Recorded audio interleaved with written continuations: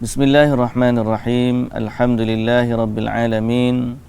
Wassalatu wassalamu ala ashrafil anbiya'i wal mursalin nabiyyina Muhammadin wa ala alihi wa sahbihi ajma'in.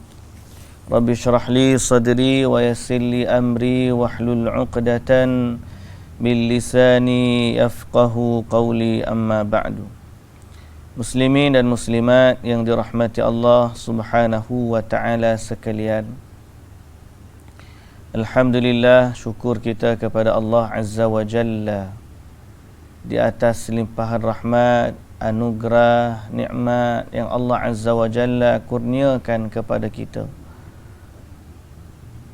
Selawat dan salam ke atas Nabi junjungan kita, Nabi Muhammad sallallahu alaihi wasallam, juga atas ahli keluarga baginda, para sahabatnya, para pengikutnya sehinggalah ke hari kiamat. Alhamdulillah, alhamdulillah, alhamdulillah. Muslimin dan muslimat yang dirahmati Allah Subhanahu wa taala sekalian. Syukur pada Allah Azza wa Jalla, pada pagi ini kita diberi kesempatan lagi oleh Allah Azza wa Jalla untuk pertama meneruskan kehidupan. Yang kedua, diberikan hidayah oleh Allah Azza wa Jalla. Yang ketiga, diberikan kelapangan masa, diberikan kesihatan, dan nak hitung ke 4, 5, 10 sampai 100 pun tak habis lah. Tetapi mengisi waktu dan hidayah serta taufik yang diberikan oleh Allah Azza wa Jalla, maka kita meneruskan pengajian kita kepada hadis atau kitab hadis yang diriwayatkan oleh Bukhari dan Muslim secara bersama, yang kita sebut sebagai hadis muttafaqun alaih. Dan kitab yang kita baca ialah kitab Al-Lu'lu' wal Marjan. Dan pentingnya kita belajar hadis yang sahih. Ini adalah tali yang mengikat kita dengan Nabi kita Muhammad sallallahu alaihi wasallam. Kita tahu apa yang disabdakan oleh Nabi sallallahu alaihi wasallam, dan kita tahu apa yang diajarkan oleh baginda sallallahu alaihi wasallam kepada para sahabatnya. Dan kita kalau boleh, kita mulakan dengan yang paling sahih ni, agar tidak terjerumus ke dalam lembah pendustaan terhadap Nabi sallallahu alaihi wasallam. Baru ni saya dengar ada orang share, begitu mudahnya orang nak berdusta kepada Nabi sallallahu alaihi wasallam, sampai ada seorang tu dia cerita pasal kelebihan minum kopi. Minum kopi. Jadi siapa yang minum kopi, dah hadis dia kata, saya tak dengar video tu. Siapa hok minum kopi selama ada kesan kopi dalam mulut dia tu, ataupun siapa meninggal dalam perut dia ada kopi, masuk syurga. Nanti kita bagi ke Abu Talhah, biar Abu Talhah edit. Dia suka minum kopi.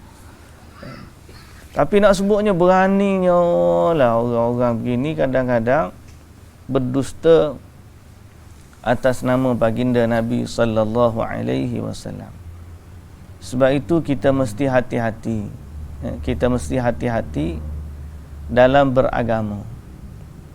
Kalau benda lain kita cari yang original, apatah lagi pada agama. Hal lain kita cari tiruan sikit tak nak. Nak yang ori. Nak yang betul-betul ori.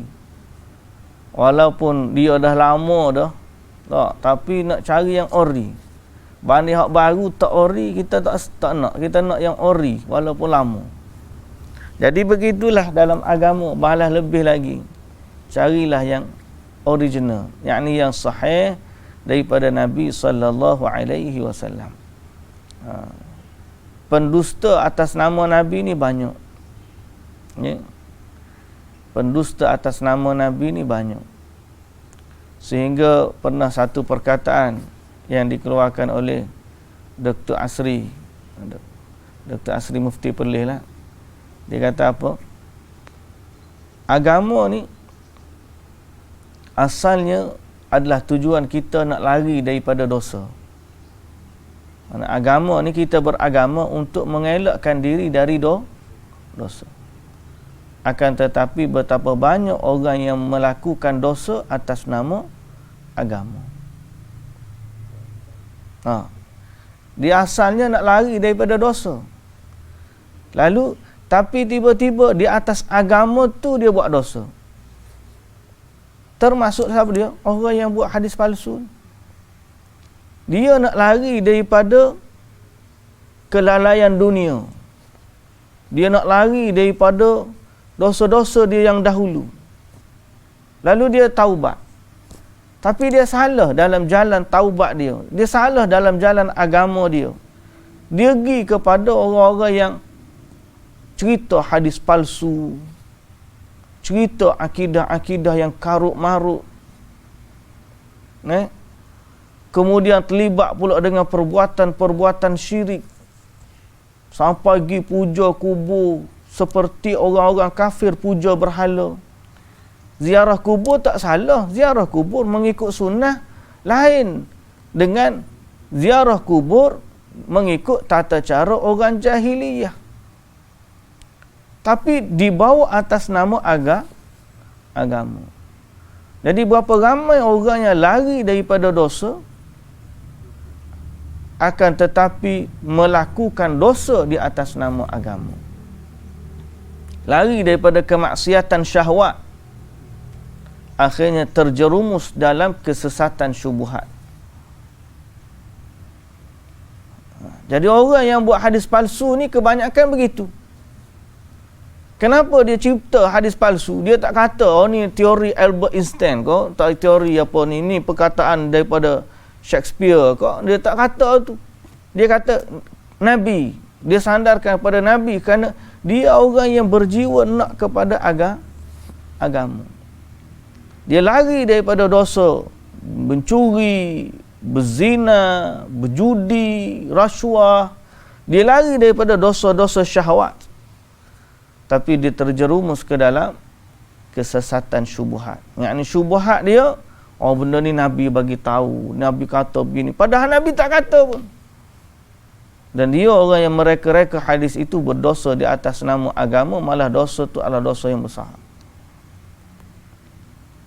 Jadi sebab itu kita berdoa kepada Allah Azza wa Jalla agar Allah jaga diri kita daripada dosa, sama ada dari sudut syahwat ataupun syubhat. Dan kita minta agar Allah Azza wa Jalla taufikkan kita kepada hadis-hadis yang sahih daripada Nabi sallallahu alaihi wasallam. Jazahumullahu khairan kathira kepada para alim ulama, para ilmuwan Islam, para pengumpul hadis, Imam Al-Bukhari, Imam Muslim dan imam-imam hadis yang lain yang telah berusaha dengan sedaya upaya mereka mengembara, merentasi benua, berkelana dengan segala usaha dan daya upaya mereka untuk mengumpulkan mutiara-mutiara kata daripada Nabi sallallahu alaihi wasallam. Begitulah juga sebahagian daripadanya lari daripada dosa syahwat pergi kepada dosa syubhat. Orang lain duduk sibuk cari hadis, mengembara, berkelana, dia duduk tidur, mimpi mimpi jumpa Nabi. Jadi pak dia ni duduk mimpi jumpa Nabi je. Waktu cerita mimpi jumpa Nabi ni, cerita mimpi jumpa Nabi, sibuk dengan mimpi mereka. Kita tak nafi mimpi jumpa Nabi sallallahu alaihi wasallam adalah kemuliaan. Tapi dia bukanlah untuk zaman kita ni cara mengambil ilmu. Kalau tidak, para ulama dulu tidur ya banyak. Tapi mereka berkelana, mengembara, cari, merentasi benua mencari hadis Nabi sallallahu alaihi wasallam. Dan mereka nukilkan kepada kita, catatan itu ada sampai kepada kita. Maka kita ambil jalan mereka, ambil catatan mereka, baca yang mereka kumpulkan dengan sanad yang sahih. Itulah yang menyampaikan kita kepada hadis Nabi sallallahu alaihi wasallam, tidak melalui mimpi. Bila kita kata kita ada pula puak dia kata, puak-puak ni nak menolak wahyu. Nabi Ibrahim mimpi, Nabi Muhammad mimpi, Nabi Yusuf pun takwil mimpi. Jadi Nabi-Nabi dulu Allah Ta'ala cerita mimpi. Maka mimpi para ulama ni kita kena dengar. Ya salam. Salah tu bandingan tu. Tak sama. Mimpi Nabi dengan mimpi kita ni tak sama. Mimpi Nabi dengan mimpi orang alim pun tak sama. Tak sama level orang alim dengan Nabi, tak sama. Mimpi Nabi memang wahyu. Mimpi Nabi ni memang sebahagian daripada jalan wahyu kepada para Nabi adalah mimpi. Pasal syaitan tak boleh datang dalam mimpi Nabi ni, ataupun tak boleh nak nyamar dan sebagainya jadi Nabi, dan dia tak boleh nak tipu. Mimpi para Nabi ni benar.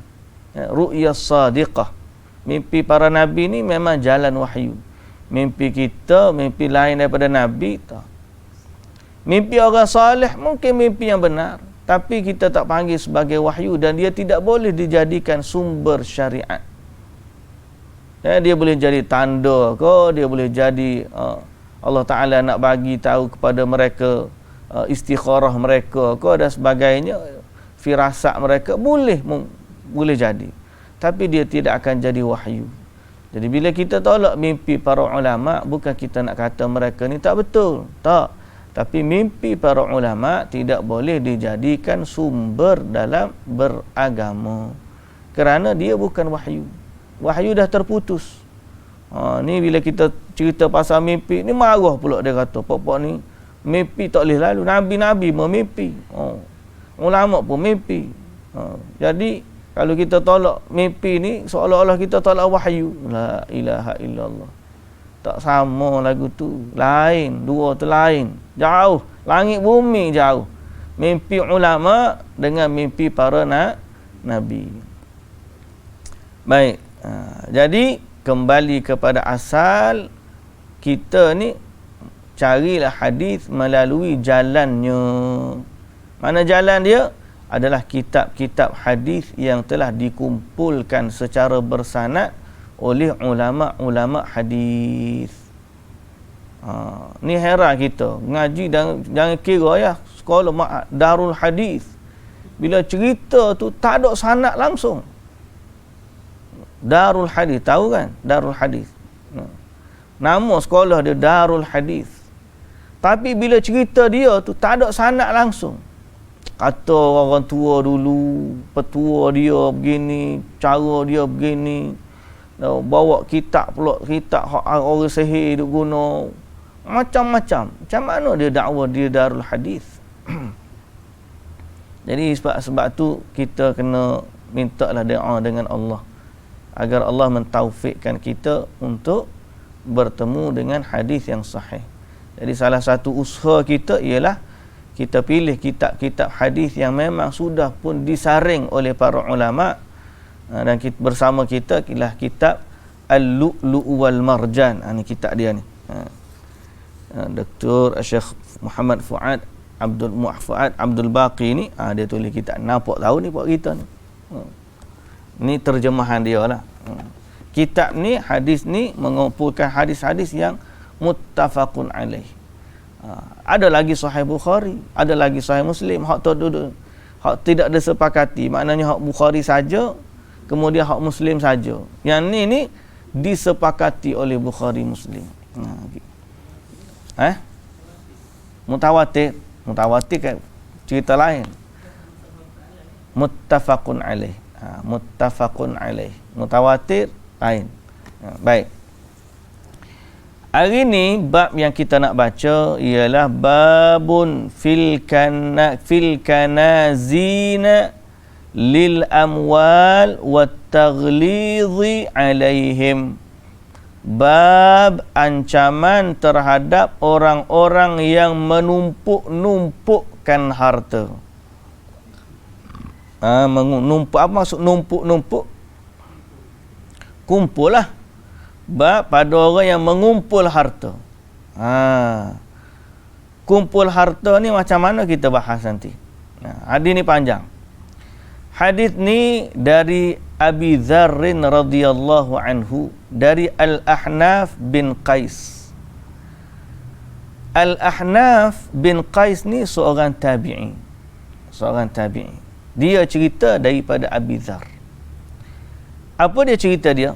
Kita baca dulu yang teks bahasa Arabnya.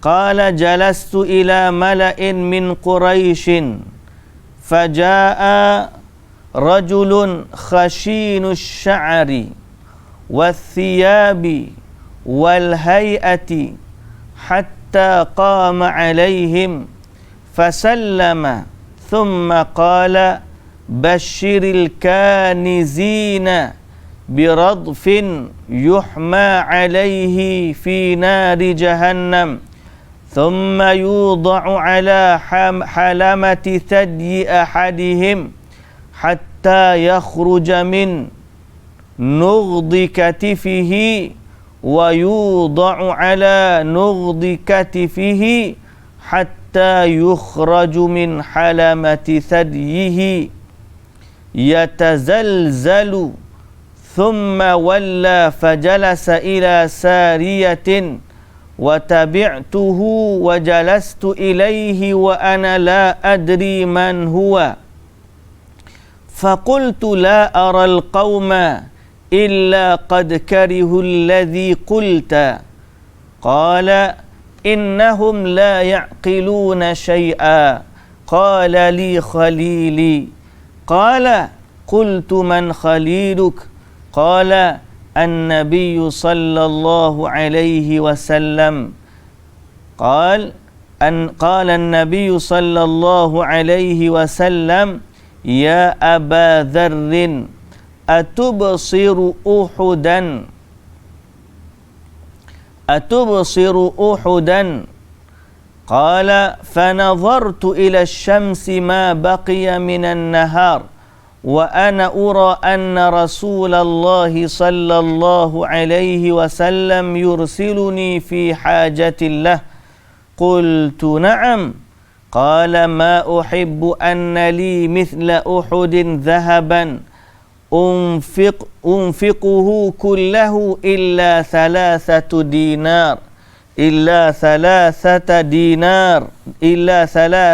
dananira wa inna haula'i la ya'qilun innama yajma'una ad-dunya la wallahi la as'aluhum dunya wala astaftihim an dinin hatta alqallaha muttafaqun alaih. Akhrajahu al-Bukhari fi kitab az-zakah bab ma adda zakatuhu falaysa bikanzin. Falaysa bikanzin. Muslimin dan muslimat yang dirahmati Allah, hadis dalam bab apa ni? Kita ulang balik nama bab di atas tadi. Bab ancaman terhadap orang-orang yang menumpukkan harta. Dalam bahasa Arab dia panggil kanazin ataupun orang yang mengumpulkan. Kanzun ni perbendaharaan, dia kumpul harta dia. Dalam agama kita dah pernah sebut dah sebelum daripada ni, bahawa ada ancaman kepada orang yang mengumpulkan harta, mengumpulkan harta dan tidak mengeluarkan zakat. Disebut dalam Quran, ada dalam surah At-Taubah, nombor ayat lupa. وَالَّذِينَ يَكْنِزُونَ الذَّهَبَ وَالْفِضَّةَ wala yunfiqunaha fi sabilillah fabashshirhum bi'adzabin alim. Orang-orang yang mengumpulkan harta emas dan perak, kemudian mereka tidak infak fi sabilillah, maka berilah berita gembira kepada mereka dengan azab yang pedih.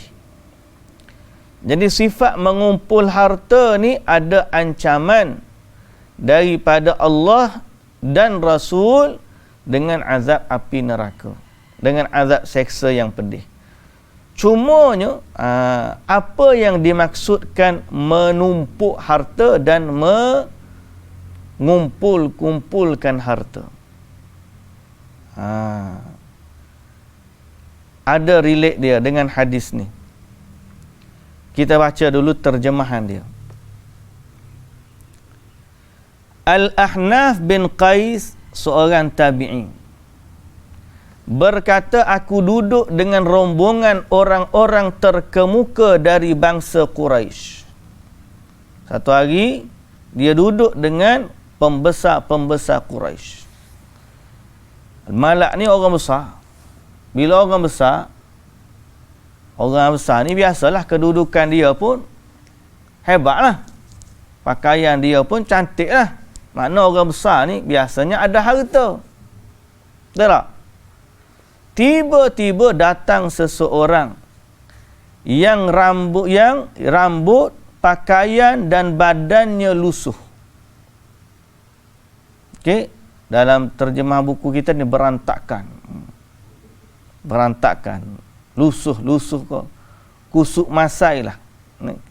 Kalau bahasa Arab ni khashinu sya'ri wa thiyab wal hay'ah. Khashin ni maknanya nampak buruk lah, kasar, lusuh, bahasa tu lah tu.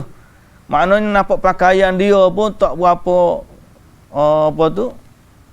tak semak lah, nampak lusuh lah gitu. Pakaian, rambut dan hay'ah. Hay'ah tu penampilan dia. Maka datang Ahnaf ni, tak kenal orang ni. Dia berdiri di antara mereka lalu mengucapkan. Dia berdiri lalu memberi salam dan berkata. Berdiri, mengucapkan salam dan berkata. Masuk. Tengah-tengah pembesar Quraisy ada, seorang masuk hak tak terurus, lusuh pakaian dia ni. Dia bagi salam dan dia bagi tahu. Basyiril kanizina, berilah khabar gembira atau sampaikanlah berita kepada orang-orang yang hanya menumpuk-numpukkan harta, bahawa ada batu membara di neraka Jahannam yang akan diletakkan di putingnya, puting dada dia sampai menembus tulang bahunya. Letak batu tu tembus sampai ke bahu.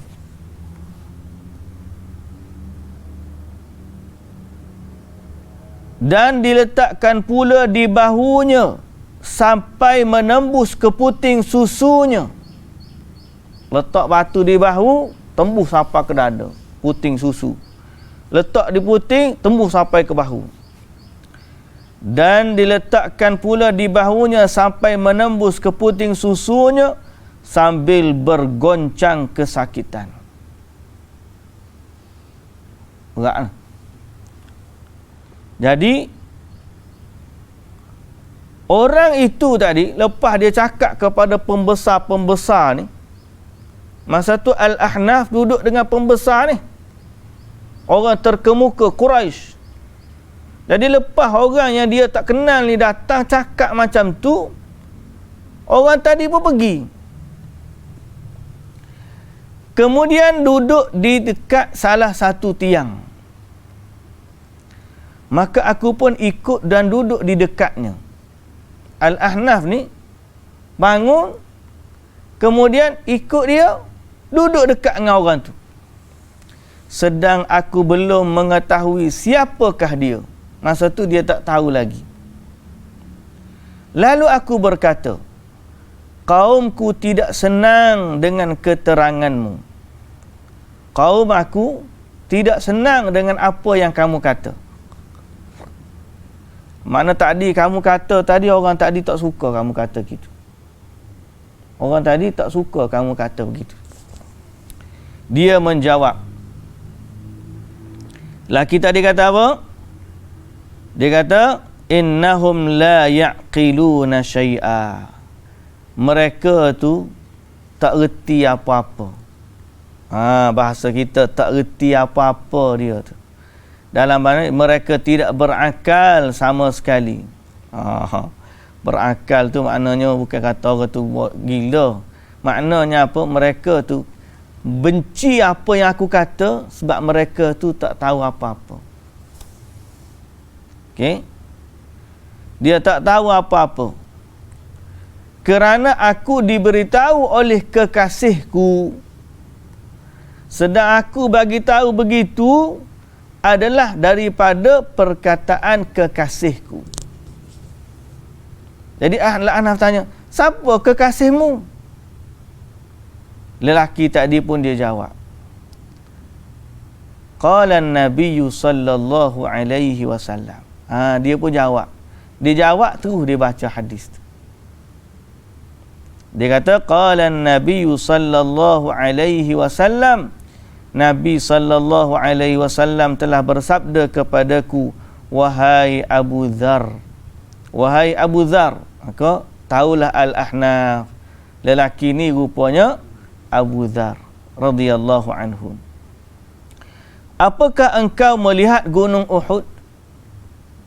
Maka aku melihat matahari masih terang dan aku rasa mungkin disuruh mengerjakan sesuatu oleh Nabi sallallahu alaihi wasallam.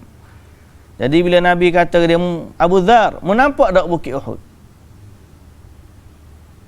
Pernah satu hari Nabi kata kepada Abu Dzar, Abu Dzar, mu nampak tak bukit Uhud? Abu Dzar kata, aku tengok matahari masih lagi ada.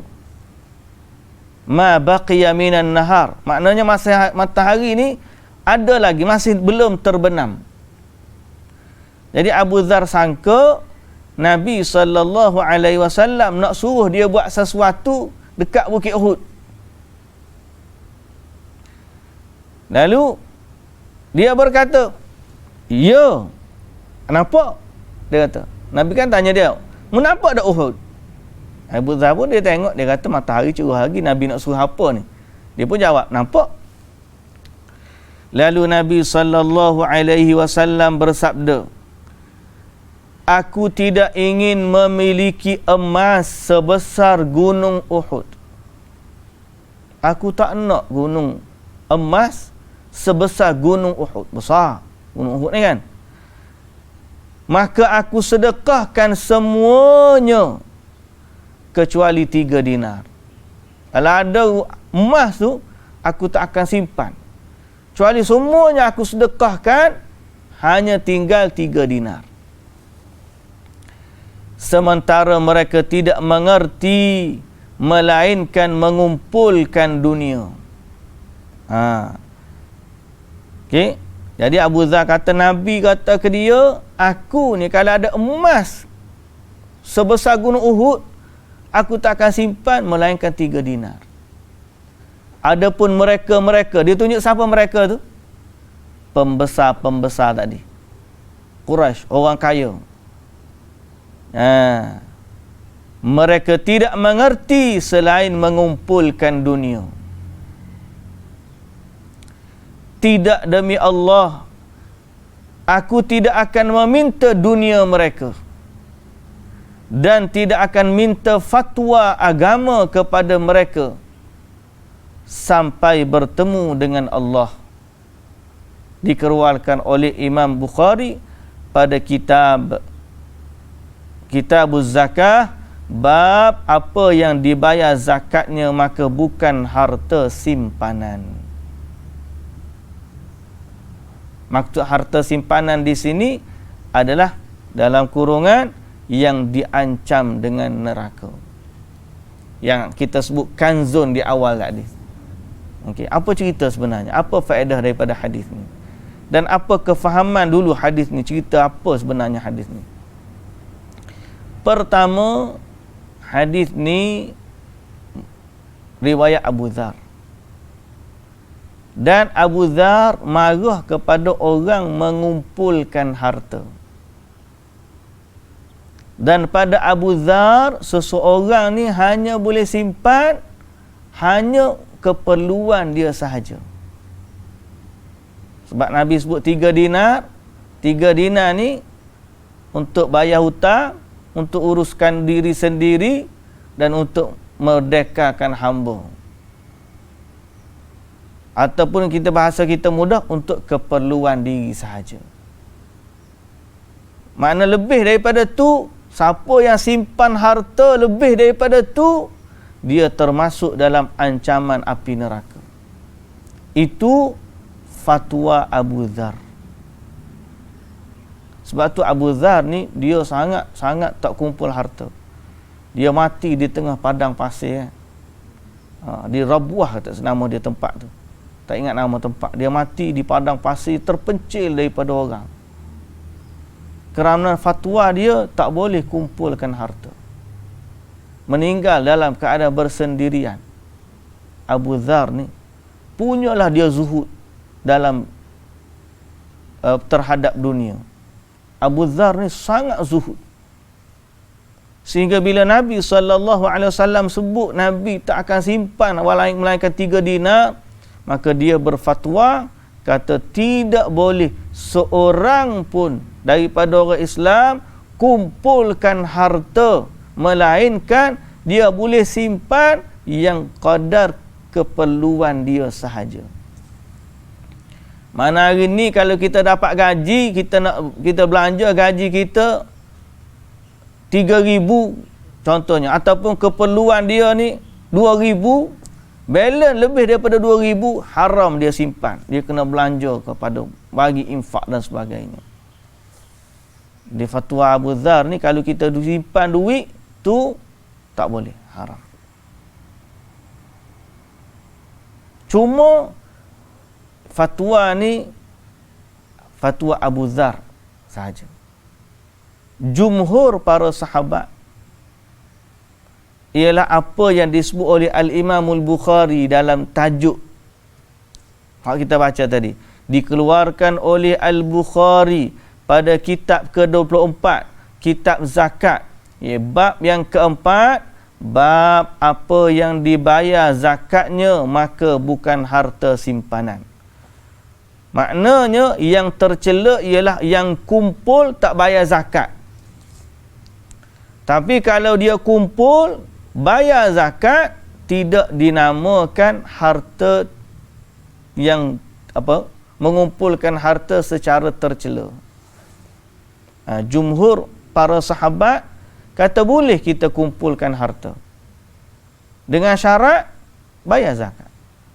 Jadi kalau ada harta bayar zakat, tidak termasuk daripada perbendaharaan yang diancam dengan api neraka. Abu Dzar pandangan dia syadid, keras dalam bab ni. Tapi tak apalah, dia memilih untuk tidak mengumpulkan harta. Cukup apa yang ada. Sebenarnya ramai je orang-orang yang memang hidup dalam keadaan begini. Baru ni orang tunjuk satu video di Afrika. Dia duduk dalam rumah jerami macam iglu. Tahu iglu kan? Iglu rumah ais tu. Rumah dom kubah tu kan.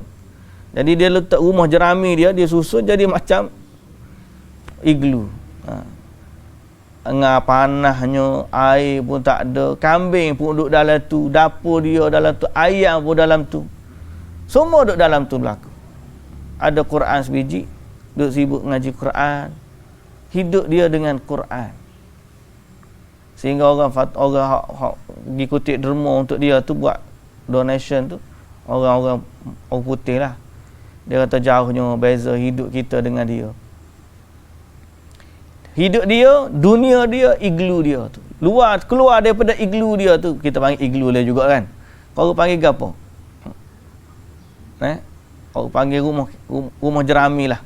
Keluar daripada rumah jerami dia tu,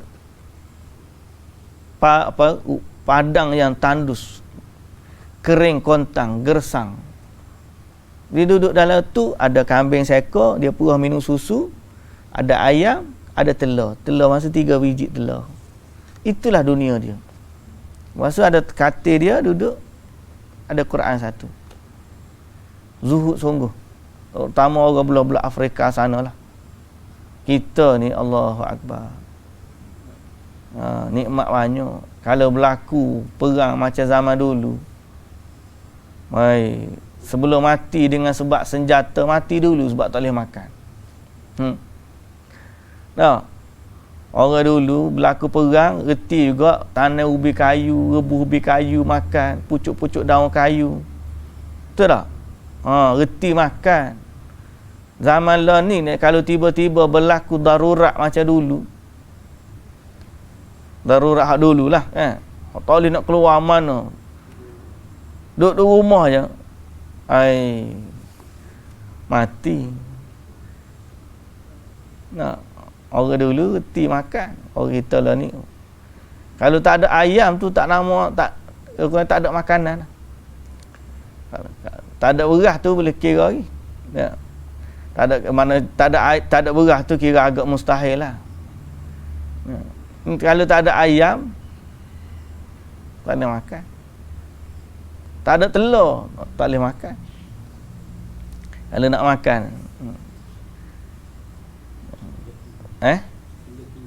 standard kita tinggi. Padahal kalau saya ingat, saya duk belajar, bacalah. Macam mana tempe. Orang Indonesia boleh hidup, tak ada lauk ayam, tak ada apa. Dia makan tempe. Nasi kosong, goreng tempe. Cukup. Orang kita boleh lagu tu. Orang kita, orang pak kita. Orang dia boleh makan, orang kita. Kalau suruh budak-budak, anak-anak kita ni, hari ni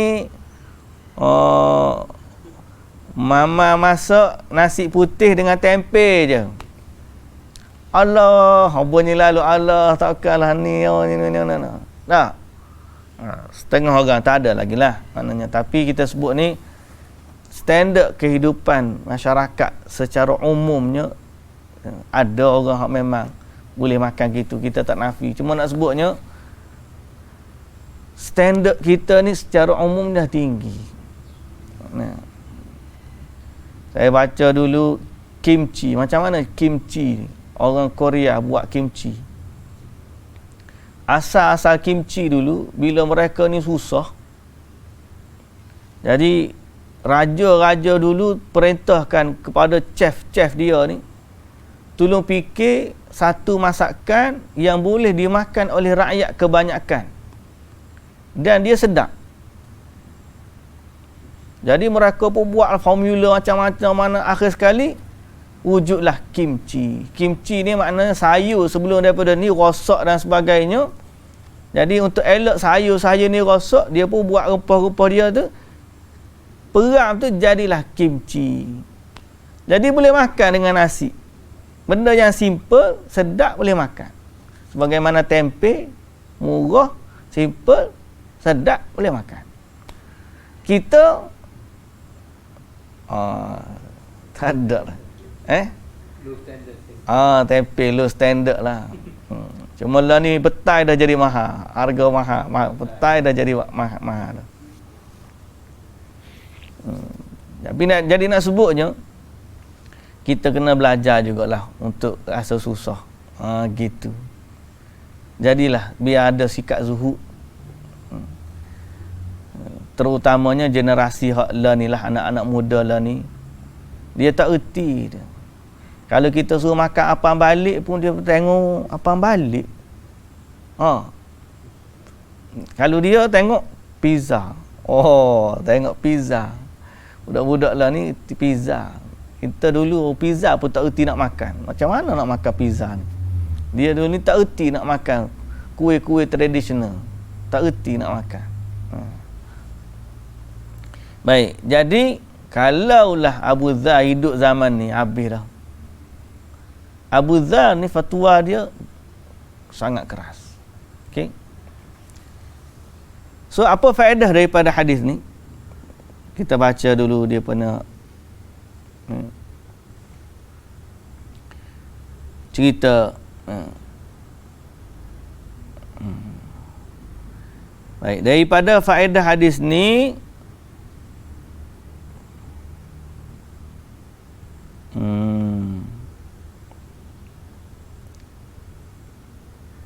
okey.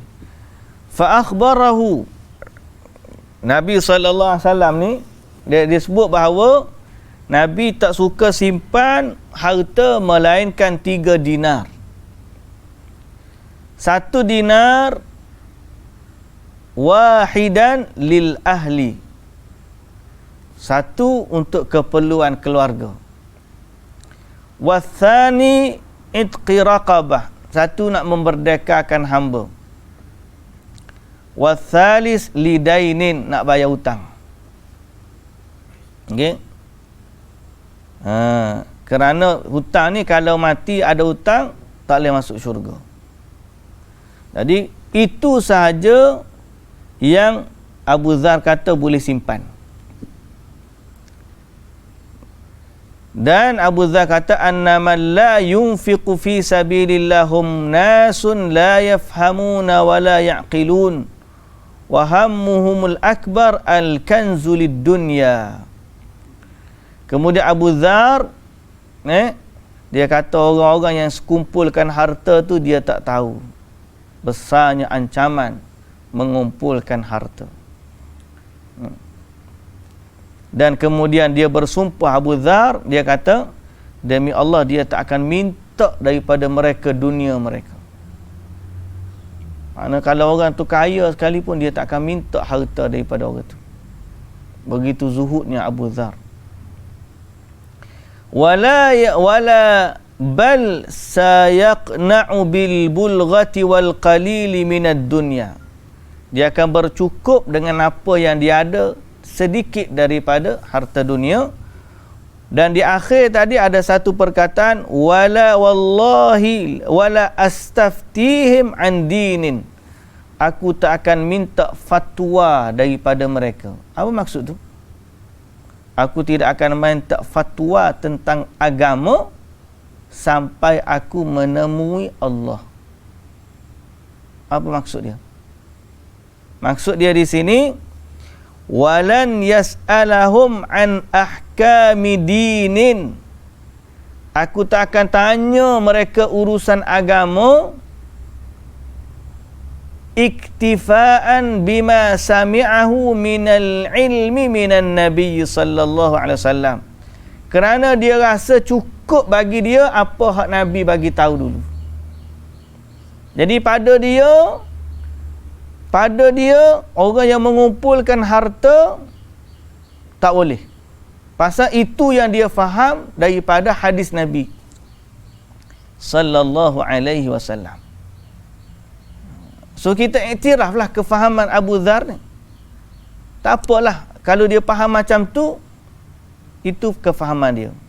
Tapi jumhur para sahabat berpandangan sebaliknya. Sebaliknya macam mana? Boleh mengumpulkan harta selama menunaikan zakat. Sebab tu sahabat-sahabat dulu ada yang kaya raya. Uthman bin Affan kaya raya. Abdurrahman bin Auf kaya raya. Mereka memiliki harta-harta yang banyak. Perniagaan-perniagaan yang besar. Jadi para sahabat ni, Uthman sendiri, Uthman bin Affan kaya. Jadi banyak sahabat-sahabat yang kaya. Abdullah ibn Zubair kaya. Jadi malah dia ada satu rumah di Madinah tu, kalau kita tengok dekat dengan Tariq Al-Hijrah tu, ada satu rumah besar Rumah hak zaman dululah, rumah hak tinggalan zaman dulu. Besar rumah. Ni rumah sahabat dulu. Jadi nak semua, mereka ni rumah besar juga. Kita tengok rumah Nabi kecil, tapi ada di kalangan mereka rumah besar. Jadi apakah sahabat-sahabat dulu tidak zuhud? Tak. Mereka berfatwa, jumhur sahabat kata boleh mengumpulkan harta. Memiliki hamba, memiliki harta, ada kebun, ada rumah, ada haiwan-haiwan, tunggangan, unta, kuda, macam-macam lah. Boleh. Tapi dengan syarat bayar zakat. Dan ini yang difahami oleh Al-Imam Al-Bukhari. Sebab tu Imam Bukhari menamakan bab orang yang menzakati hartanya tidak termasuk menimbun harta. Itu nama bab Al-Imam Al-Bukhari. Jadi boleh faham So dalam hadis ini faedah dia yang pertama, Nabi SAW adalah contoh zuhud yang paling tinggi. Nabi ni kalau nak harta boleh sangat, tapi Nabi tak kumpul sebab Nabi zuhud. Dan inilah yang diikuti oleh Abu Dzar.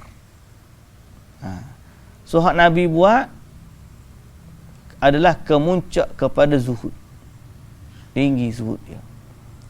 Tapi dalam masa yang sama, tidaklah mengharamkan orang yang ada harta untuk kumpul harta, tapi Nabi suruh bayar zakat. Bihaitsu innahu la yuhibbu an yabqa biyadihi syai'un minad dunya. Di mana Nabi SAW tak suka adanya harta yang berkumpul padanya dari harta-harta dunia. Tu zuhud tahap tinggilah. Zuhud, para sahabat zuhud juga. Cuma kita kata selain daripada mengumpul bayar zakat ni, kena tengok juga bagaimana kita dengan harta. Kalau harta tu sampai menyibukkan kita daripada agama, maka berhati-hatilah. Ada orang ni kaya ingat kepada Allah, alhamdulillah. Ada orang baru kaya sikit je, dah lupa kepada Allah. Itu masalah juga. Jadi sahabat-sahabat dulu yang kaya dia tak lupa kepada Allah. Itu tak apalah. Dari sudut lain lah kita kata, selain daripada zakat, kena tengok harta kita tu bagaimana dia melalaikan kita. Kalau sampai kita ni jauh daripada agama kerana harta, maka seeloknya pilihlah agama. Okay. Yang kedua, fihi al-hathu 'ala al-infaq fi wujuhil khair. Pada hadis ni ada galakan untuk menginfakkan harta pada jalan-jalan kebaikan. Wa fihi taqdimul wafa' bid-daini 'ala sadaqati at-tatawwu'. Pada dalam hadis ni juga didahulukan bayar hutang daripada sedekah yang sunat. Mana dah bayar zakat, ada harta lagi. Nak bayar hutang dulu ke nak bagi sedekah dulu? Jawapan dia bayar hutang dulu. Yang ketiga, yang seterusnya, masyru'iyatil istiqrad, disyariatkan memberi pinjam. Masa hadis ni ada boleh pinjam, maka hukum memberi pinjam dan meminjam harta ni boleh. Baik. Kita pergi kepada hadis yang seterusnya. Boleh lagi kan ni?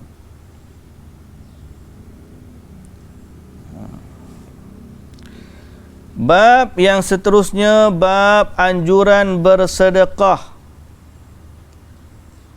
dan khabar gembira bagi orang yang bersedekah akan mendapat ganti. Hadis yang ke-580, hadis Abi Hurairah radhiyallahu anhu, anna Rasulullah sallallahu alaihi wasallam qala قال الله عز وجل أنفق عليك وقال يد الله ملأى لا تغيضها نفقة sahhaul laila wan nahar wa qala ara'aytum ma anfaqa munzu khalaqas samawati wal arda fa innahu lam yaghid ma fi yadihi wa kana 'arshuhu 'alal ma' wa bi yadihi al mizan yakhfidu wa yarfa'. Muttafaqun alaih. Abu Hurairah radhiyallahu anhu berkata, Nabi sallallahu alaihi wasallam bersabda, Allah berfirman, berinfaklah, nescaya aku memberi ganti kepadamu. Anfiq unfiq alaik. Nabi kata Allah berseru, berinfaklah, nanti aku akan ganti infak kamu. Okay? Aku akan ganti infak kamu. Jadi Allah kata begitu. Kalau kita infak, Allah ganti. Kalau kita infak, Allah ganti. Kalau ayah kita royak lagu tu macam mana? Kita pergi jalan dengan anak kita. Anak kita bawa duit dalam dompet dia. Lepas tu kita pun nak beri galakan kepada anak kita. Pergi siapa ke masjid, kita tengok tabung masjid. Abang ada duit tak? Abang ambil duit abang pergi letak dalam tabung masjid. Berapa ringgit abang nak bagi, abang ganti. Kalau kita kata anak ke lagu tu, agak-agak anak tu, dia bagi tak duit tu? Bagi. Dia balik rumah, dia kata, Abi mana? Tadi Abi janji nak ganti, mana ya? Dia bagi tu senang hati sebab apa? Dia tahu ayah dia ni dah bagi janji tu. Cuba bayang yang kata begitu tu Allah, Tuhan kita. Maha kaya, maha pemurah, lebih tinggi sifat kemuliaannya daripada mana-mana makhluk, termasuklah Abi yang kita sebut tadi. Kalau seorang anak boleh bagi sebab ayah dia janji, maka seorang hamba patut bagi lagi lebih kerana Allah yang janji. Allah Ta'ala kata, qala an-nabiy sallallahu alaihi wasallam, atau qala Rasulullah sallallahu alaihi wasallam, qala Allahu azza wa jalla. Nabi kata, Allah berfirman, Allah bagi tahu, anfiq unfiq alaik. Berilah infak, aku ganti nanti. Kita berasa saya nak bagi ni. Nanti habis nanti. Habis kan? Allah Ta'ala kata aku nak ganti. Sebab tu dalam surah Al-Baqarah Allah Ta'ala kata asy-syaitanu ya'idukumul faqra wa ya'murukum bil fahsya. Wallahu ya'idukum maghfiratan minhu wa fadla. Syaitan duk kata kat kita, bagilah bagi, nanti fakir kamu. Syaitan hak duduk kata kita, jangan bagi, nanti kamu fakir. Wa ya'murukum bil fahsya, dan duk suruh kita duk buat benda hak buruk. Sedang Allah Ta'ala menjanjikan keampunan dan kemuliaan, kelebihan. Antara yang Allah Ta'ala janji ni lah hadis ni. Allah Ta'ala kata, mu bagi aku ganti. Lalu Nabi sallallahu alaihi wasallam bersabda, tangan Allah tetap penuh dan tidak berkurang. Yadullahi mal'a. Tangan Allah tetap penuh, tidak berkurang. Jadi tangan di sini Nabi guna dengan perkataan tangan, maka riwayat kita pun terjemah tangan lah. Macam mana kaifiat dia tu, wallahu ta'ala alam. Kita berhenti setakat perkataan tangan, waktu kita boleh faham. Lebih daripada tu kita tak langkah lagi lah. Benda yang Nabi full stop di situ, kita pun jangan letak koma. Istilah kita baru ni kan, benda yang Nabi dah full stop, setakat tu je. Nabi sebut tangan, Nabi tak sebut tangan lah macam mana. Jadi kita pun tak payah letak koma. Kita kata Nabi kata gitu, gitulah kita faham. Wallahu ta'ala alam macam mana. Yadullahi mal'a. Tangan Allah tetap penuh. tidak berkurang kerana pemberian yang tercurah siang dan malam. Lalu Nabi SAW bersabda lagi, perhatikan apa yang dicurahkan atau diturunkan Allah sejak terjadi langit dan bumi sehingga kini. Semua itu tidak mengurangi kekayaan Allah di tangannya. Allah Ta'ala, Nabi kata, kamu perhati, sejak daripada langit bumi ni tercipta, banyak mana dah Allah berikan kenikmatan, pemberian yang Allah bagi. Orang ni Allah Ta'ala bagi harta, orang ni Allah Ta'ala bagi kebun, Allah Ta'ala bagi ternakan, orang ni macam-macam. Daripada zaman dulu dicipta langit dan bumi sampai zaman sekarang, berapa bilion, trilion, kuadrilion, tak sebut erti dah sebut. Terlalu banyak dah harta yang Allah bagi. Nabi SAW kata, semua itu tidak mengurangi kekayaan Allah di tangannya, sedikit pun tak kurang.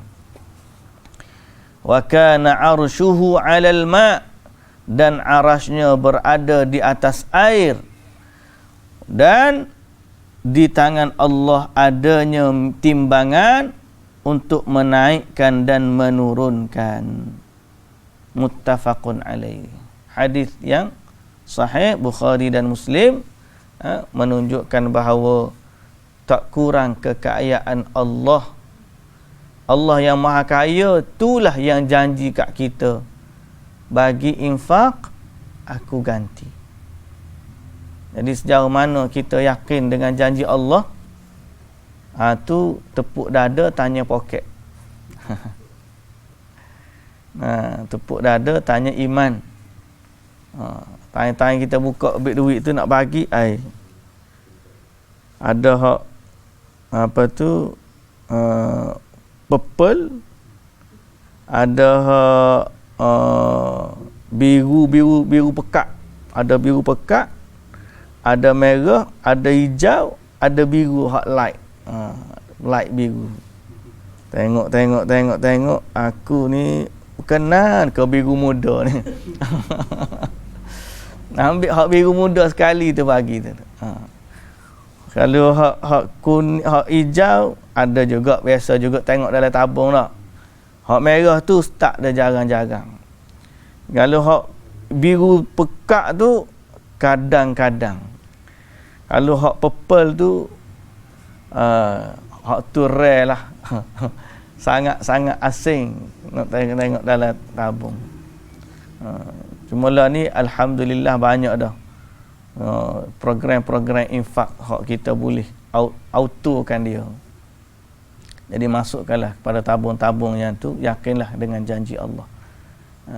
Cuma di satu pihak yang lain, bagi pihak yang apa tu apa kita kata mengumpulkan, tu kena amanah lagi lah. Kena zaman lah ni ada satu isu orang jadi mengumpulkan kekayaan dengan derma. Dia ambil persen di atas kutipan dia tu, oleh kerana bank negara bagi berapa 30% kan. Jadi dia pun ambil 30% daripada tu. Jadi kita ni kena tengoklah mana-mana yang untuk betul-betul pengurusan tu, ambillah untuk pengurusan. Tapi jangan jadikan dia ni sebagai sumber kekayaan. Macam apa bisnes dia? Bisnes dia kutip derma. Jadi dia bagi ke orang tu 70%, dia ambil kat dia 30%. So jadi wallahu ta'ala alam. Dari sudut hukum undang-undang atas ketah memang pihak kerajaan bagi, tak ambil. Tapi untuk orang yang infak tu, kita jelas ke tak ke dia lagu tu. Dia tahu ke tak bahawa dia akan ambil 30%. Wallahu ta'ala alam. Jadi sebab itu kena hati-hatilah. Muslimin dan muslimat yang dirahmati Allah, kita berhenti setakat tu dulu. Cuma saya nak update oleh kerana cerita bab infak sekali lagi lah. Nak update kita punya program pembinaan. Tengok dekat apa? Dekat skrin ni adalah kita punya program pembinaan Mahat Tahfiz ni. MT ya. AB Mahat Tahfiz Abu Bakar. Okey. Ni grup untuk dana kita lah ni. Dana Mahat Tahfiz Abu Bakar kau Kubang Gendang. Ni saya tunjuk dalam chat ni lah. So alhamdulillah ni dapat mana keluar gambar ni. Okey. Ni program pembinaan sekarang ni sedang nampak gambar kat apa duduk itu ni. Mana ni pembinaan program. Kita dah start apa tu? Tolak lepas baru buka kan, PKP ni baru buka. So belakang dia tu ada baru nak buat kantin tu, rumah guru pun dah pelah dah tu. So insya-Allah lah sedang berjalan. Kalau ada siapa yang nak bagi lagi bolehlah hubungi pihak yang terlibat tu. Saya ni channel ke dia tu lah. So kita dah start bina dah, oleh kerana lepas buka PKP ni insya-Allah cuma pelajar tak boleh nak masuk lagi sebab Mahat Tahfiz belum dibuka. Mahat Tahfiz belum dibuka untuk kemasukan pelajar. So ada masa juga kita untuk persiapkan bangunan yang ada tu insya-Allah. So bagi sahabat-sahabat yang boleh menginfakkan lagi, boleh sama-samalah kita menginfak pada Tahfiz Abu Bakar ni. Dan sama juga ada orang minta untuk kita buat juga projek apa, nak bina rumah orang fakir juga di Kelantan. Dan juga apa tu, biasalah pek-pek makanan tu ada dah. Cuma sama-samalah kita bantu nanti insya-Allah. Mudah-mudahan Allah Taala ganti dengan apa yang kita baca hari ni, Allah ganti untuk yang lebih baik daripada tu. Cuma kita ni jangan ganti kita tu ikut ukuran kita. Kadang-kadang Allah ganti tu ikut ukuran Allah. Dia ganti yang lebih baik daripada tu, kita tak tahu. Kita tak kira. Kita dah nampak nak kena dulu akaun kita tu hari ni bagi, esok tu naik. Sifat ganti tu Allah lebih tahu macam mana dia nak bagi. Wallahu ta'ala alam. Subhanakallahumma wa bihamdika asyhadu an la ilaha illa anta astaghfiruka wa atubu ilaik. Aqulu qawli hadza wa astaghfirullahal azim li wa lakum. Wassalamu alaikum warahmatullahi wabarakatuh.